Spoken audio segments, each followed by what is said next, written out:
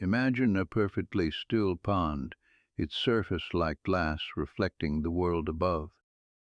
Then a single drop falls, breaking the stillness. Watch as the ripples form, concentric circles expanding outward, transforming the entire surface. This is the power of a single moment, a single action, a single idea. Empty your mind, be formless, shapeless, like water. When you put water into a cup, it becomes the cup. When you put water into a bottle, it becomes the bottle. When you put it in a teapot, it becomes the teapot. Water can flow or it can crash. Be water, my friend. These words, spoken by Bruce Lee nearly half a century ago, have rippled across time, touching millions. We've seen his lightning-fast punches, his gravity-defying kicks, the raw intensity in his eyes as he faced opponents twice his size. Bruce Lee, the man who could punch so quickly that cameras needed to be slowed down just to capture the movement. The warrior who developed a physique that became the gold standard for martial artists worldwide. The fighter who could generate explosive power from a 1-inch distance. And yet this same man tells us to be like water, the softest, most yielding element in nature. It seems contradictory, paradoxical even. How could someone known for his unmatched power and precision advocate for something so seemingly passive? This is where most people stop. They quote Bruce Lee's famous words at motivational seminars or share them on social media with a dramatic photo, but they miss the profound depths beneath the surface. They see the ripple, but not the force that created it. What did Bruce Lee really mean when he told us to be water? And why has this simple metaphor resonated with millions across generations? Why does it continue to surface in our collective consciousness, from boardrooms to battlefields, from athletic arenas to artistic studios? The answer isn't simple, because true wisdom never is. It lies not just in martial arts philosophy, but in ancient Taoist teachings that predate Bruce by thousands of years. It exists in modern psychology and the science of peak performance. It reviews itself in the stories of history's most adaptable innovators and survivors. And perhaps most importantly, it whispers to us from the very patterns of nature and existence themselves. As we journey deeper into Bruce Lee's water philosophy, prepare to see this familiar quote through new eyes, because understanding water, truly understanding it, means recognizing that it's both the gentlest and most powerful force on our planet. It nurtures life with a single droplet, and carves canyons with persistent flow. It takes the shape of whatever contains it, yet over time it reshapes everything it touches. So let us begin where all things begin, with a single ripple in the pond of understanding. A ripple that, like Bruce Lee's legacy, continues to expand outward, touching shores he himself could never have imagined. But to truly grasp the depth of this philosophy, we must understand the man who brought it to the Western world. Bruce Lee wasn't simply a martial artist who stumbled upon an elegant metaphor. He was a bridge between worlds, a revolutionary thinker whose life embodied the very adaptability he preached. Born in San Francisco in 1940 during the Year of the Dragon, Lee Jun Fan, as he was named at birth, lived between cultures from his first breath.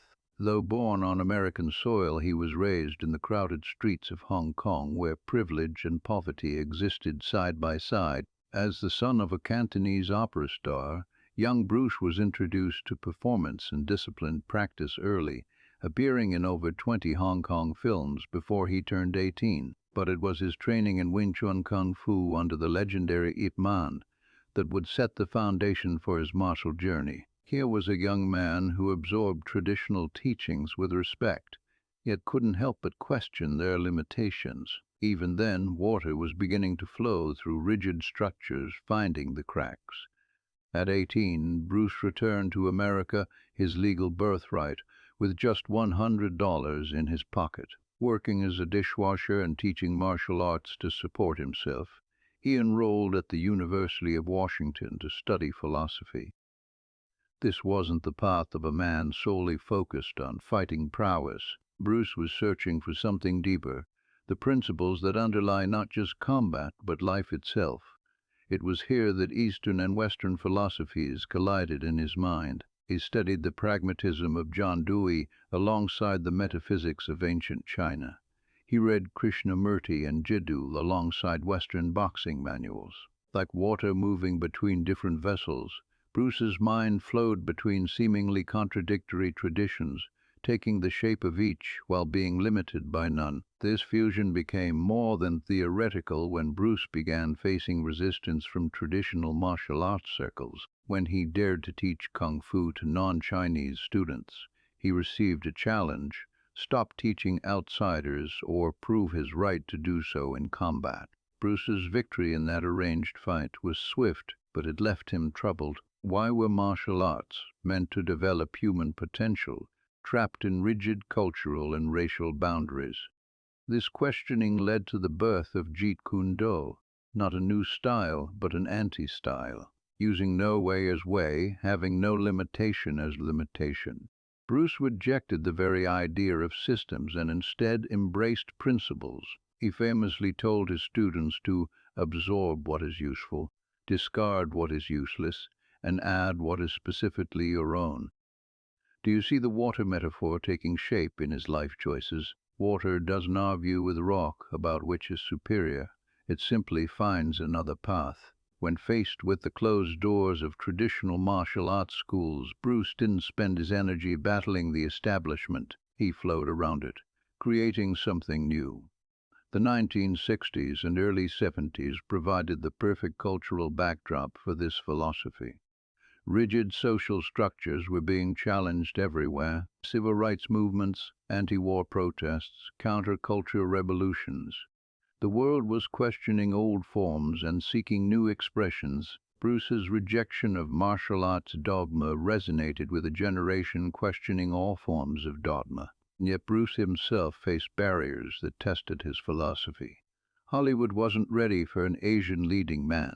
Television executives replaced him with David Carradine in Kung Fu, a show originally conceived for Bruce. Studio gatekeepers offered him stereotypical roles that diminished rather than celebrated his talents. What did Bruce do? He adapted. He flowed to Hong Kong and made films that showcased his true abilities. When those films became international sensations, Hollywood could no longer ignore him. Like water gradually eroding stone, Bruce's persistence and adaptability ultimately created a new path where none had existed before. It was during this period of his life, just 2 years before his untimely death at age 32, that Bruce articulated his water philosophy most clearly. In a 1971 interview with Pierre Berton, Bruce relaxed between filming scenes and spoke the words that would outlive him: "Empty your mind, be formless, shapeless, like water." This wasn't just a clever saying he'd invented for the interview. It was the distillation of his life experience, the philosophy he'd developed through years of crossing boundaries, questioning traditions, and finding success by adapting when others would have broken against resistance. But Bruce wasn't creating this philosophy from nothing. He was drawing from a well of wisdom that had flowed for thousands of years before him. When he spoke of water, he was channeling ancient Taoist teachings that have shaped Eastern thought since the 6th century BCE. Lao Tzu, the semi-legendary founder of Taoism, wrote in the Tao Te Ching, "The highest good is like water. Water gives life to 10,000 things and does not strive. It flows in places men reject, and so is like the Tao." This concept of water as the highest embodiment of virtue wasn't just poetic imagery. It was a profound philosophical position that stood in stark contrast to the prevailing beliefs of Lao Tzu's time, and perhaps our own. While Confucian thought emphasized rigid hierarchies and social order, Taoist philosophy looked to nature for guidance, finding in water the perfect teacher. The Taoist concept of Wu Wei, often translated as non-action or effortless action, is perfectly illustrated by water. Water doesn't strive or force its way. It simply finds the path of least resistance, yet over time it shapes mountains and carves canyons. It is simultaneously the softest and most powerful element in nature. When Bruce told us to empty your mind, he was invoking this ancient wisdom. The Tao Te Ching describes the ideal state of mind as being like a valley that receives all things without judgment or resistance. The sage is like water, wrote Lao Tzu, staying low and humble, finding the lowest place that others avoid. This Eastern perspective stands in stark contrast to Western philosophical traditions that have often emphasized humanity's dominion over nature, the conquest of obstacles through force of will, and the triumph of order over chaos. Where Western thought might see power in the ability to stand rigid against opposition, Eastern wisdom recognized that the truly powerful thing is that which adapts to any situation. Bruce Lee understood this paradox deeply. He saw that true mastery comes not from imposing your will upon the world, but from harmonizing with the forces already in motion. Consider his famous instruction to martial artists: be like a reed in the wind, bend but never break. The yin-yang balance that lies at the heart of Taoist philosophy is perfectly embodied in water. Water nurtures life with gentle rain and destroys civilizations with tsunamis. It can be as soft as morning dew or as powerful as a raging rapid. It gives life and takes it away. It is the ultimate embodiment of apparent opposites existing in perfect harmony. Bruce's genius was in synthesizing these ancient concepts with modern approaches to self-development. He wasn't content to simply repeat old wisdom. He translated it into terms that resonated with contemporary minds. He brought scientific precision to his training methods while maintaining the philosophical depth that gave them meaning. This synthesis is evident in how he applied water principles to martial arts. Traditional martial arts often emphasized fixed forms, memorized sequences of movements that practitioners would repeat thousands of times. Bruce recognized the limitations of this approach. If you put water into a cup, it becomes the cup, he said. A fighter shouldn't be locked into forms, but should adapt to each unique situation. What's remarkable is that water, as a metaphor for ideal human behavior, appears across cultures and spiritual traditions. In Christianity, water is used for baptism, representing purification and spiritual rebirth. In Hinduism, the sacred Ganges purifies devotees. In Islamic tradition, ritual washing precedes prayer. In Judaism, the mikveh pool symbolizes transformation and renewal. This universal recognition of water's sacred nature points to something profound in our collective human experience.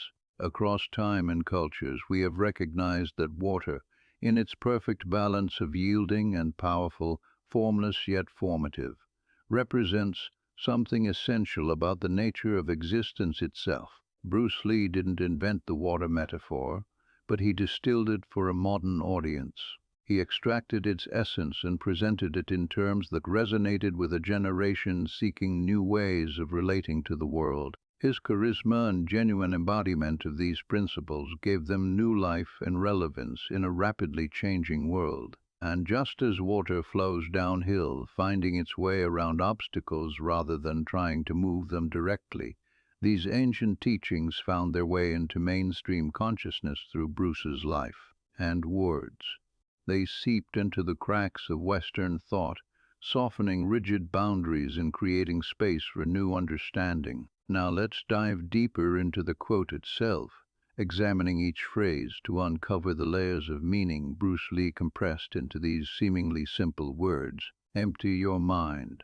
These three words form the foundation of the entire philosophy. But what does it mean to empty one's mind? This isn't about becoming thoughtless or ignorant. Rather, it's about clearing away preconceptions, prejudices, and rigid thinking patterns that prevent us from seeing reality as it truly is. In meditation practices across Eastern traditions, this emptying is called different names: beginner's mind in Zen Buddhism, surrender in certain yogic traditions, but the essence remains the same. It's about creating space within ourselves by releasing attachments to fixed ideas. Modern psychology has caught up to this ancient wisdom. Researchers studying mindfulness have found that this practice of mental clearing reduces stress, enhances cognitive flexibility, and improves decision-making. When we empty our minds of preconceived notions, we become more present, more aware, and more capable of responding appropriately to whatever situation arises. Think of it this way: a cup already filled with water cannot receive anything new. Only by emptying it can we create space for fresh possibilities. Bruce wasn't suggesting we become empty-headed, but rather empty-hearted, free from the ego's rigid demands, and open to the flow of experience. Be formless, shapeless. This instruction follows naturally from emptying the mind. Once we've cleared away fixed patterns of thought, we can release our attachment to fixed identities as well. We humans love to define ourselves. I am a teacher. I am an American. I am strong. I am weak. I am a success. I am a failure. These labels may provide comfort and structure, but they also limit us. When we say, "I am this," we are simultaneously saying, "I am not that." We create boundaries around our potential. Water has no such limitations. It doesn't identify as anything. It simply is, adapting to whatever circumstances it encounters. A river doesn't have an existential crisis when it reaches the ocean and loses its identity as a river.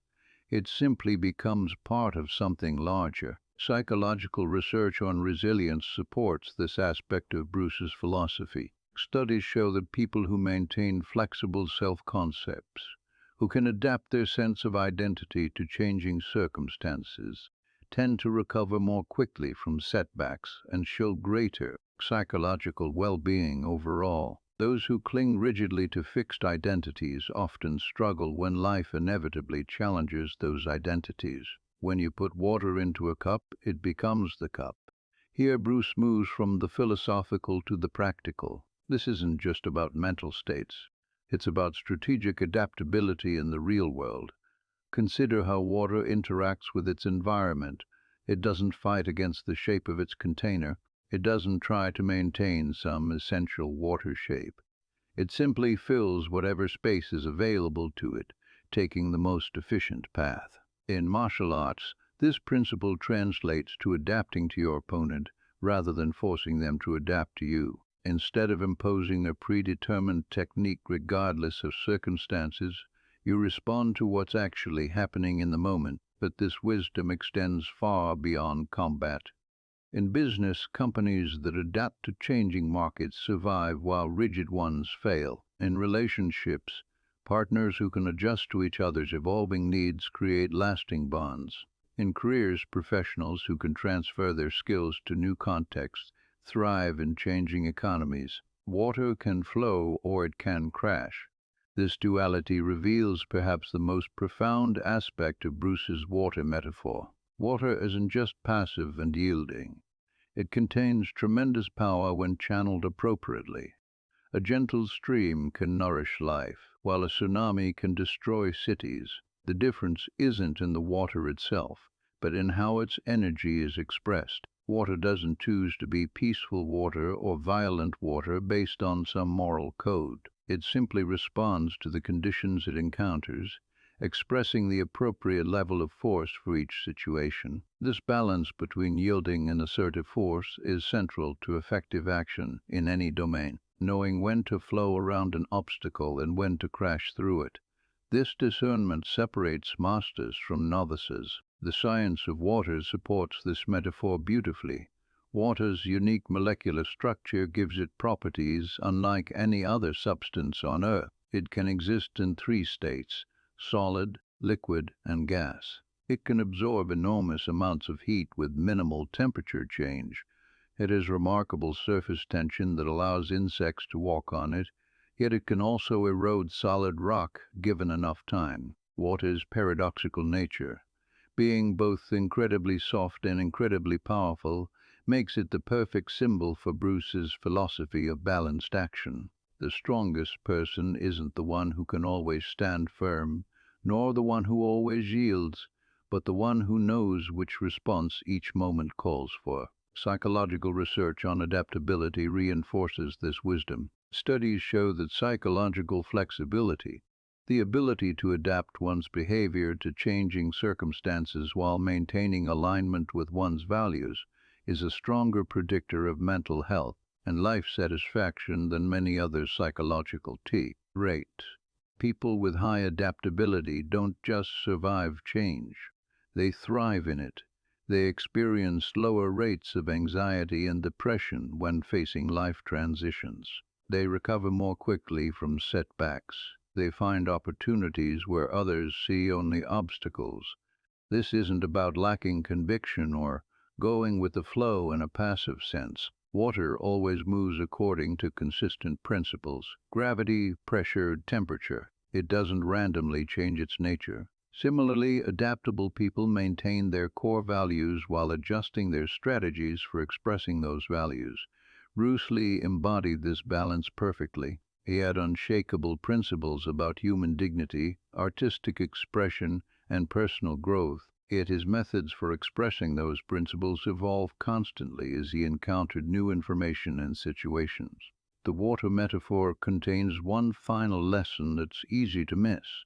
Water always finds its level. No matter what obstacles it encounters, water eventually makes its way to where it needs to be. There's a quiet persistence in water that we can all learn from. Not forcing, not giving up, but patiently finding a path forward, one drop at a time. So how does this water philosophy translate into real life? Is it merely a poetic metaphor, or can it actually transform how we navigate our complex world? Let's look at living examples of people and organizations that have embodied Bruce Lee's Be Water philosophy, often without even realizing they were channeling his wisdom. In the business world, adaptability isn't just advantageous, it's essential for survival. Consider the story of Lego, a company that nearly collapsed in the early 2000s. Despite being a beloved toy brand for decades, Lego was losing millions as electronic games captured children's attention. Rather than stubbornly insisting that traditional brick play was superior, Lego flowed like water into new containers. They embraced digital platforms, created movies, developed video games, and partnered with popular franchises like Star Wars and Marvel. The result? The Lego transformed from a struggling toy company into a global entertainment brand. By 2015, it had become the world's most powerful brand, surpassing even Apple. Lego didn't abandon its core identity.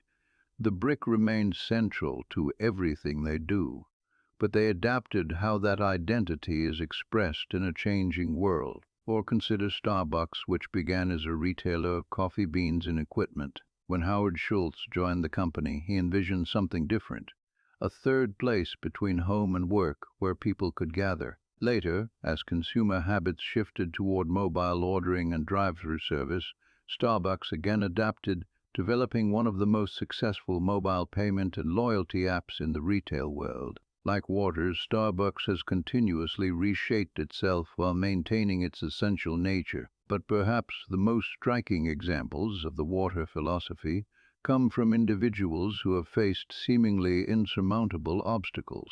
Take the story of Bethany Hamilton, the professional surfer who lost her arm in a shark attack at age 13.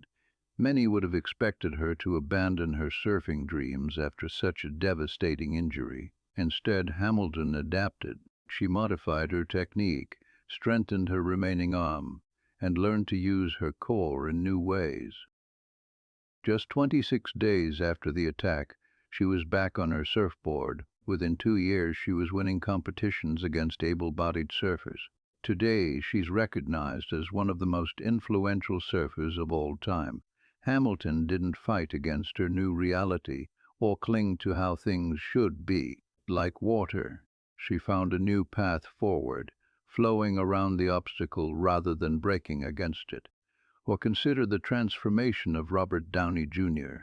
Once considered unhireable due to his struggles with addiction, Downey could have remained defined by his past. Instead, he embraced recovery, rebuilt his career step by step, and eventually became one of Hollywood's most bankable stars as Iron Man. His journey wasn't about erasing his past, but about adapting to new circumstances while maintaining his authentic self. The world of athletics is filled with similar stories. When Michael Jordan first retired from basketball, he tried to force his way into professional baseball, with limited success. But when he returned to basketball, he had to adapt his game. No longer able to rely solely on his extraordinary athleticism, Jordan developed a devastating fadeaway jump shot and refined his footwork. His second three-peat with the Chicago Bulls came not from playing the same way he had before, but from adapting like water to his changing physical capabilities. Even in the realm of scientific discovery, the water principle applies. When Alexander Fleming noticed that mold had contaminated his bacterial cultures, he could have thrown them away as failures.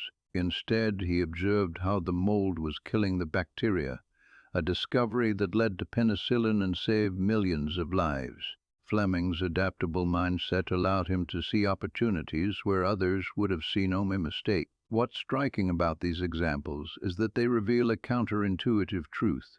True strength often comes from flexibility, not rigidity. The oak tree that refuses to bend in the storm eventually breaks, while the reed that bends survives. This isn't weakness, it's strategic wisdom. Bruce Lee himself demonstrated this principle throughout his career. When Hollywood wasn't ready for an Asian leading man, he didn't waste energy fighting an immovable system head-on. Instead, he flowed to Hong Kong, made films that showcased his true abilities, and returned to Hollywood on his own terms. When traditional martial arts schools criticized his approach, he didn't engage in public arguments. He simply continued developing Jeet Kune Do, which eventually revolutionized martial arts worldwide. So how might we apply this water wisdom in our own lives? Here are some practical strategies. First, practice mental flexibility. When faced with a problem, try generating multiple solutions rather than fixating on a single approach. Ask yourself, if this doesn't work, what else might? Second, develop situational awareness. Water responds appropriately to its environment. Similarly, we need to accurately assess each situation before deciding how to respond. Sometimes flowing around an obstacle is wiser than confronting it directly. Third, embrace continuous learning. Water has no fixed form because it's always responding to new conditions. Similarly, we should remain lifelong students, willing to update our understanding as new information emerges. Fourth, cultivate resilience through acceptance. Water doesn't resist gravity, it works with it. Similarly, we waste energy fighting against unchangeable realities. Acceptance isn't resignation, it's the first step toward effective adaptation. Finally, remember that like water, you contain multitudes. Water can be gentle or powerful depending on what's needed. You too can access different aspects of yourself, compassion or courage, patience or decisive action, depending on what each situation requires. The beauty of Bruce Lee's water philosophy is that it applies universally. Whether you're navigating a career transition, recovering from illness, adapting to technological change, or simply trying to improve your relationships, the way of water offers guidance, and perhaps most importantly, water reminds us that strength doesn't have to look like strength in the conventional sense. There's immense power in yielding, in listening, in adapting. The strongest person in the room isn't always the one making the most noise or exerting the most force. Sometimes it's the one who, like water, finds the path of least resistance while steadily moving toward their goals. As we reach the end of our journey through Bruce Lee's water philosophy, let's return to where we began, with ripples expanding across a still pond. Just as those ripples continue long after the initial disturbance, Bruce's wisdom continues to flow through our world nearly half a century after his untimely death at age 32. The universality of his message explains its enduring power. Regardless of culture, background, or beliefs, We all recognize the essential truth in water's nature. We've all witnessed its gentle nurturing and its devastating power. We've all seen how it shapes everything it touches while appearing to yield to everything it encounters. What makes Bruce's water metaphor so profound is that it resolves the apparent paradox at the heart of human existence. We long for both stability and freedom, for both structure and spontaneity, for both strength and flexibility. Water shows us these aren't contradictions at all. They're complementary aspects of a unified whole. The examples we've explored, from Lego's business transformation to Bethany Hamilton's return to professional surfing after losing an arm, demonstrate that this isn't just philosophical theory. It's practical wisdom with real-world applications. The way of water works because it aligns with fundamental truths about how reality operates. When we empty our minds of rigid preconceptions, we create space for new possibilities. When we release our attachment to fixed identities, we discover more authentic expressions of ourselves. When we adapt to changing circumstances rather than fighting against them, we conserve energy for what truly matters. When we discern when to flow and when to crash, we become more effective in everything we do. These principles apply whether you're navigating a career transition, recovering from illness, adapting to technological change, or simply trying to improve your relationships. The way of water offers guidance for all of life's challenges, but perhaps the most beautiful aspect of Bruce's water philosophy is that it's not about becoming something you're not. It's about recognizing what you already are. Like water, you already contain the capacity for both gentleness and power, for both yielding and persistence. You already know how to adapt. You've been doing it your entire life, from the moment you were born. The invitation isn't to transform yourself into something alien, but to remove the artificial constraints that prevent you from flowing naturally. It's about returning to your essential nature, which, like water, is already perfect in its adaptability. Bruce Lee embodied this philosophy not just in his words, but in his life. He crossed boundaries between East and West, between traditional and modern, between martial arts and philosophy. He flowed between being a teacher, an actor, a writer, and a cultural ambassador. He adapted to changing circumstances while maintaining his core principles. And, like water gradually eroding stone, his persistent vision eventually transformed martial arts and entertainment forever. The paradox is resolved.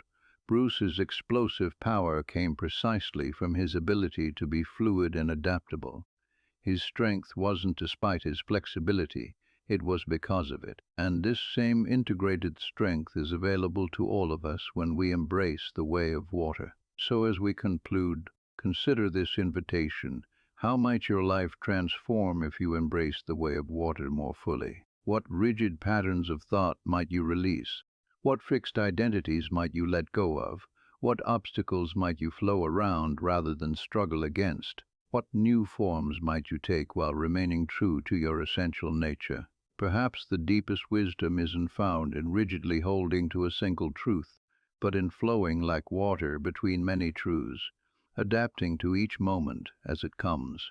As Bruce Lee reminded us, be water, my friend, and like water itself, which never truly disappears but only changes form, Bruce's wisdom continues to flow through our world, shaping new generations, eroding old limitations, and nourishing the growth of human potential. The next time you see water, whether it's rain falling gently on your window, waves crashing against a shore, or simply a glass on your table, remember this teaching. Let it remind you of your own adaptable nature, your own capacity to be both gentle and powerful, your own ability to find a path forward no matter what obstacles you face. For in the end, we are all like water, if only we have the wisdom to recognize it.